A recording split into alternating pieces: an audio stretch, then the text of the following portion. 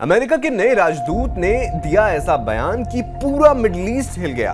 क्या सच में इजराइल का नक्शा बदलने वाला है और अरब देश अब अमेरिका के खिलाफ एकजुट हो गए हैं? ये सवाल इन दिनों हर किसी के मन में घूम रहा है। असल में अमेरिका के इजराइल में नए राजदूत माइक हकाबी ने एक पॉडकास्ट में कहा कि अगर इजराइल नील नदी से लेकर फरात नदी तक का इलाका ले ले तो ये ठीक रहेगा।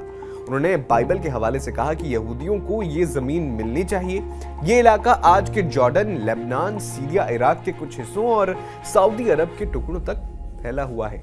हकाबी ने बाद में कहा था कि ये बात थोड़ी अतिशयोक्ति थी और इजराइल अभी ऐसा नहीं मांग रहा, लेकिन उनका बयान आग की तरह फैल गया है। इस बयान पर 57 मुस्लिम देशों के संगठन OIC यानी ऑर्गेनाइजेशन ऑफ इस्लामिक कोऑपरेशन ने तुरंत कड़ी निंदा की। OIC ने इसे खतरनाक और गैर जिम्मेदाराना बताया।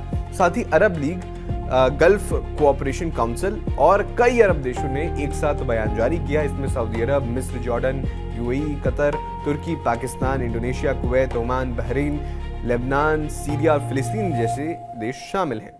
उन्होंने कहा कि अरब की सीमाएं उनकी रेड लाइन है और अमेरिका को भी इसे पार करने की इजाजत नहीं है। यह बयान अंतर्राष्ट्रीय कानून, UN चार्टर और देशों की संप्रभुता का उल्लंघन है, जो इलाके की सुरक्षा और स्थिरता के लिए बड़ा खतरा है। अरब देशों को असल में डर है कि अमेरिका इजराइल की सुरक्षा के नाम पर ईरान पर हमला करवा सकता है और उसके बाद मिडिल ईस्ट का नक्शा हमेशा के लिए बदल सकता है। अमेरिका ने कहा कि अगर ईरान पर हमला हुआ तो अरब की जमीन या हवाई क्षेत्र इस्तेमाल नहीं किया जाएगा, बल्कि यूरोप से F-35 और F-16 जेट्स उड़ेंगे और KC-135 टैंकर से हवा में ईंधन भरकर हमला होगा। लेकिन जो अरब देश हैं वो मानते हैं कि इससे इलाके का जो पावर बैलेंस है वो हमेशा के लिए बदल जाएगा और ग्रेटर इजराइल का सपना सच हो सकता है। आपको क्या लगता है? कमेंट बॉक्स में जरूर बताएं।